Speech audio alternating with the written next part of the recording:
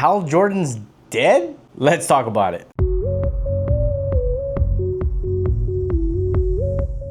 What is up, Planeteers?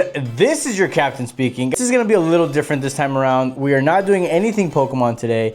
It's gonna be everything to do with the new show, Lanterns, on HBO Max, guys. Now, I really like how the DC is going with it, but let's get into it. Before I give my thoughts about the episode, guys, let me recap real quick what happened in episode 1. Episode 1 introduces us to a veteran Green Lantern, Hal Jordan, and a young recruit, John Stewart. Hal Jordan has to train this young recruit, John Stewart, and he's not too happy about having to show him the ropes. The two end up investigating a mysterious murder in Nebraska. Starts off as a normal homicide, quickly becomes something much bigger with signs that show that it's not just any homicide, it's something extraterrestrial. At the same time, the episode jumps between different time periods, so we're given different pieces of the story, but not the whole story.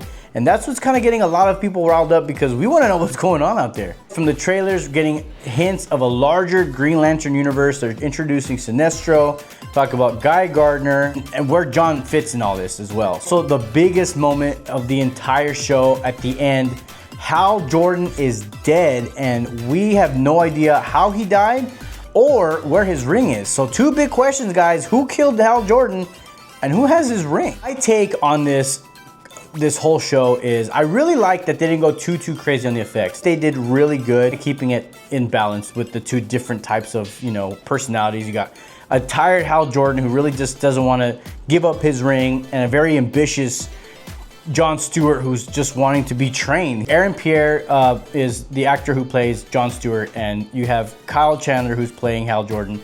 They both do great job as actors, great chemistry between the two. You could see that Kyle Chandler has that rugged look to him, like that very run down look. And you got a young Aaron Pierre who's very he's a great John Stewart. He's got the green eyes.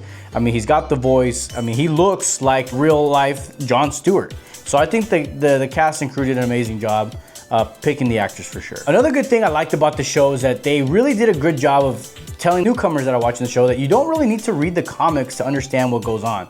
The scene at the bar where Hal Jordan is talking to John Stewart, basically telling him, this is how I got my ring, and I didn't really sign up for it. It was kind of just thrusted upon me. And you can also see the almost jealousy in John Stewart's eyes, because it's like John Stewart's being put through the ringer and Hal Jordan was just given this ring, and all of a sudden he has amazing powers. So you could see the difference between the two, the confidence and cockiness that Hal Jordan has, and the almost jealousy and the wanting to please him and become a Green Lantern already, that's John Stewart. So the two mixed very well. They did a great job at that, and one of my favorites too. The casting was just great. Another thing, guys, is I really liked how the writers used the Makins as almost like this could they be the villains? Like, no one really knows what's going on. I mean, he's in the kitchen, he's chopping the steaks, he's staring at John Stewart, and he knows what he did. He knows that he slept with his wife, and then John has no clue until once they leave. It is just absolutely insane. Hair on the back of my neck was standing up just watching that scene unfold when he tells him something along the lines of nothing like eating off another man's grill. I mean, that was just a crazy scene. I felt like I was in that vicinity with those guys. It was crazy. Such a great scene. But they do a very good job to make you think that something's up with these guys. He's got a militia of guys training for what? Well, I mean, they're trying to protect intergalactic aliens. I get that. But you have Hal Jordan, so why do you need to train these guys? It does, something doesn't add up. He also says that he had a few people there at the football game when the shooting happened. So he's very invested in what's going on, and he wants to almost hire Hal Jordan, and he kind of does with a $200,000 bail that he has to post for him. He's basically like, I'll pay your bail, but you got to help me out. And something just doesn't add up, guys. So I'm really keeping my eye on the Makins. I feel like the writers are doing a great job kind of keeping us in the dark, but you can have some theories. And speaking of theories, let's go into that next. All right, guys, so my theory, one of my theories is, I mean, we start off in 1996, and he's already a Green Lantern in 1996. So he has that 60-minute interview, and then we jump to 2016 to where he's gonna train John Stewart, and then at the end of the movie, or at the end of the show, we jump to 2026. So the 666. I mean, that could mean Atrocitus. I mean, that could mean the Red Lanterns. I mean, we don't know yet. We're we're just starting this show, and it's already kind of like leaving theories, leaving fans kind of all over the place. People don't really know what to expect. Still haven't seen Sinestro. We've seen him in the trailers. We see Guy Gardner, and you know, so it's kind of like up in the air, like what's gonna happen next. So I can't wait for this next episode. It's gonna be crazy. Another crazy theory we have I have as well, is that Jon Stewart's father. I mean, you could see that he really doesn't like Jon Stewart is kind of idolizing Hal Jordan. I mean, you got Hal Jordan, who's in the Air Force, and his father, who's a Marine.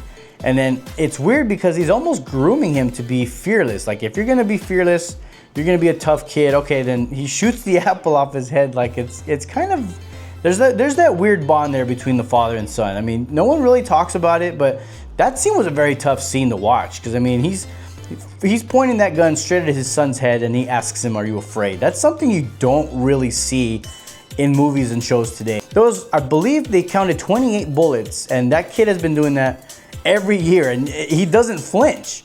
And for him not to flinch, I mean, you flinch and that bullet's going straight through your head. So for him to tell his dad, "I'm not scared," and to shoot an apple off his head for the 28th, 29th time, that's a lot. So that's kind of a scene I think we need to keep an eye on. And maybe the father's working for the Lanterns. Maybe he's kind of teaching his son to be fearless so he can be a Lantern.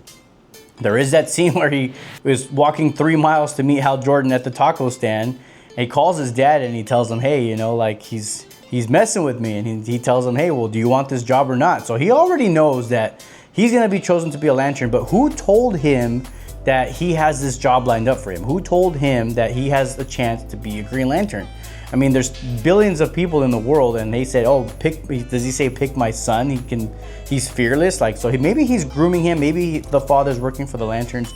We don't know yet. So again, we have to stick around, stay tuned, keep watching, because it's getting crazy. And my final theory for this one, guys, is the Makins. Are they Manhunters? Are they make-believe? Are they going to be the main villains in this show? If you watch the bar scene where Hal Jordan and Jon Stewart are talking, in the background you can see Zoe sitting there. She's listening to the entire conversation Hal and Jon are having. So she knows something's up. She sees what's going on. She overhears everything. So it's a bit strange that she's just kind of there just kind of listening into everything, and then finally butts in once Hal is getting his butt kicked by those guys. So something's up with her too. I think the Makins are definitely a family to keep an eye on. You can see the uneasiness of the sheriff. She's very much like, she doesn't feel comfortable around them. You can see she's very protective of her son. At the end of the episode, she seems much more happy because she knows that her son is all state. He's got a football career ahead of him. So, but during that time period of when the Makins are there, it seems like she's very uneasy with them. She even tells Hal, "That's not a guy you want to owe." So something's up with the Makins, and I think that's a key point that we need to keep an eye on as well. So my final verdict, guys, I give this episode a 9 out of 10, guys. It was such a good episode. Again, my biggest gripe was just not enough constructs, but I get it. It's just starting off. It's been still way better than, you know, the previous Lanterns that we've had. I mean, that's just me. I'm very biased, but I liked it. I liked it a lot. I feel like the chemistry between the actors are very great. The scenes are very, very subtle. They're not too loud. They're not too crazy. Not too bright green. They don't have these glowing things. It's just not too many of explosions. It does keep you on the edge of your seat, though.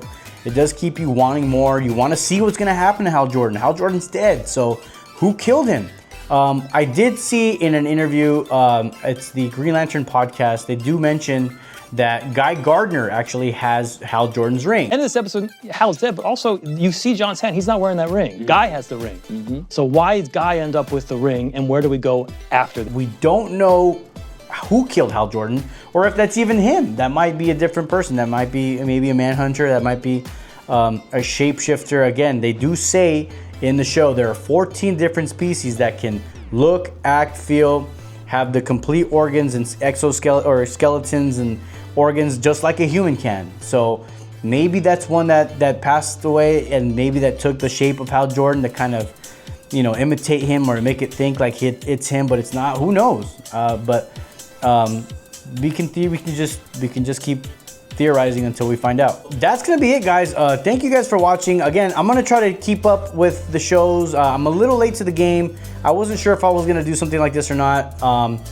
But if you guys like this kind of content, like, follow, subscribe, and comment down below. What are your guys' theories? What do you guys think is gonna happen to the Lanterns?